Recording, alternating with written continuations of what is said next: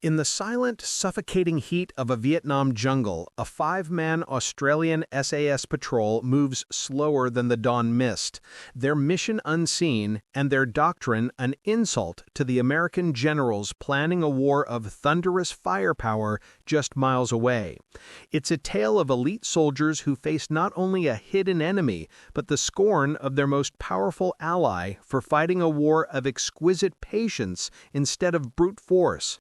What unfolds will reveal the stunning effectiveness of stealth over shock and awe, expose the profound tension between two clashing philosophies of war, and deliver a deeper lesson on why true aggression isn't always measured in decibels or body counts, but in perfect, patient understanding.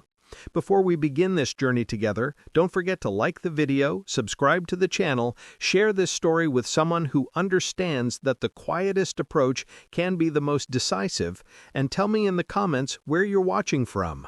Phuoc Tuy Province, South Vietnam, May 25, 1966. The five-man Australian SAS patrol advanced through the jungle at a pace designed to preserve a single critical advantage: invisibility. 4 hours to cover just 800 meters. Stop. Listen for 20 minutes of breath-held silence. Move another 50. Stop again. Sergeant Jack Thompson's face was a mask of green and black camo cream. His Car-15 was held at low ready, his eyes methodically scanning the wall of vegetation ahead. Behind him, 4 other shadows moved with a glacial patience that disturbed nothing, not a leaf, not the humid air. No conversation, no radio squelch, only hand signals and the oppressive wet heat that clung to the lungs. 3 kilometers away, in a sandbagged command post, U.S. officers finalized plans for another search-and-destroy operation. It would involve mechanized infantry, pre-planned artillery barrages, and orbiting helicopter gunships, a symphony of overwhelming firepower where success was measured in a single grim metric: the body count.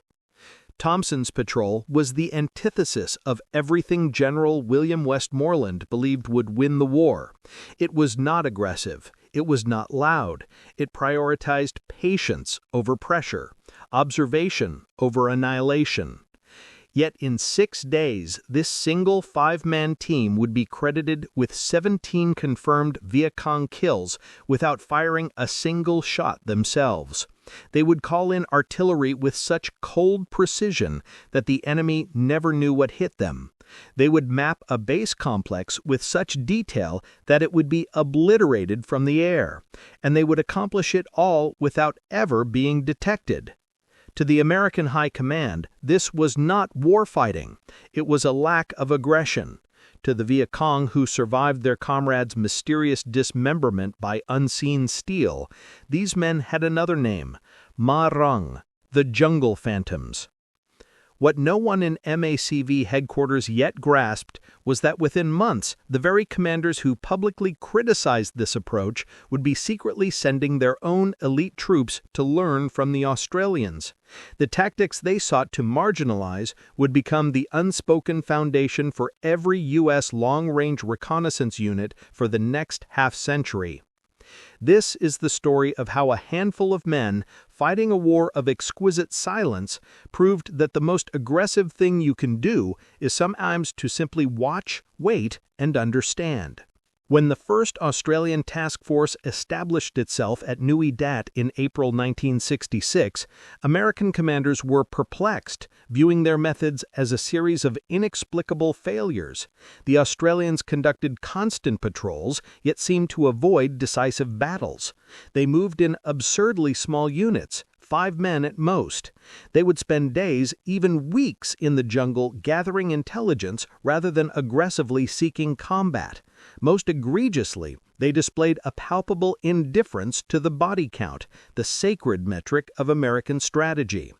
General William Westmoreland, commander of U.S. Military Assistance Command Vietnam, made his displeasure clear. Historian Albert Palazzo records that Westmoreland complained directly to Australian Major General Tim Vincent that the task force was not being sufficiently aggressive. The American doctrine was straightforward and born of conventional warfare. Find the enemy, fix them in place, and destroy them with overwhelming firepower.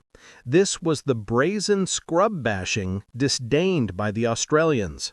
Large formations would sweep through suspected enemy areas, triggering artillery barrages, airstrikes, and helicopter gunships at the first hint of contact. The U.S. measure of success, the body count, was held in contempt by many Australian battalion commanders. As Palazzo noted, this was more than a tactical disagreement. It reflected two fundamentally different philosophies of counterinsurgency. The Americans applied a mindset honed in Korea and World War II, prioritizing mass, firepower, and attrition. U.S. Secretary of State Rusk had admitted at an ASIS meeting in 1962 that American forces knew little of jungle warfare, but the Australians had a different story. The Australians, in contrast, arrived with a decade of hard-won experience fighting communist insurgents in the jungles of Malaya during the emergency of 1948-1960. While assisting British forces, Australian and New Zealand units had mastered a different form of war. Their approach appeared almost passive by American standards. Small, light infantry units operating at company or platoon level, conducting disciplined patrols that emphasized stealth and patience. They searched villages without destroying them, operated independently within assigned provinces, and, most controversially, refused to measure success by corpses. When SAS Major Reginald Beasley took command of 3 Squadron in 1969, he literally kicked down the kills boards erected by previous squadrons. "We were not there to kill people," he stated, "but to gain information." To American commanders obsessed with attrition, this looked like timidity. The Australians weren't generating impressive statistics or calling in massive fire support. Their operations seemed insignificant on the vast situation maps at MACV headquarters. The criticism was personal as well as professional. Some American officers saw the Australian methods as evidence that their allies lacked the courage or capability for a real war. The smaller patrols, the emphasis on stealth over firepower, the days spent observing rather than fighting, it all suggested the Australians were avoiding confrontation. Colonel Ted Sarong, commander of the Australian Army Training Team Vietnam, faced a violent challenge from U.S. Marine General Victor Brute Krulak at a 1963 meeting in Washington when he expressed doubts about the Strategic Hamlet program. The Australian response was polite but firm. They had agreed to deploy to Vietnam on the condition of operational independence. In April 1966, it was agreed that Australian forces would be allocated Phuoc Tuy Province, an area southeast of Saigon with vital supply lines, perfect for their style of warfare. What the Americans did not yet grasp was that while they criticized Australian passivity, those quiet patrols were about to yield the most devastating kill ratios of the war. The Viet Cong were about to learn that the most aggressive tactic is often the one you never see coming.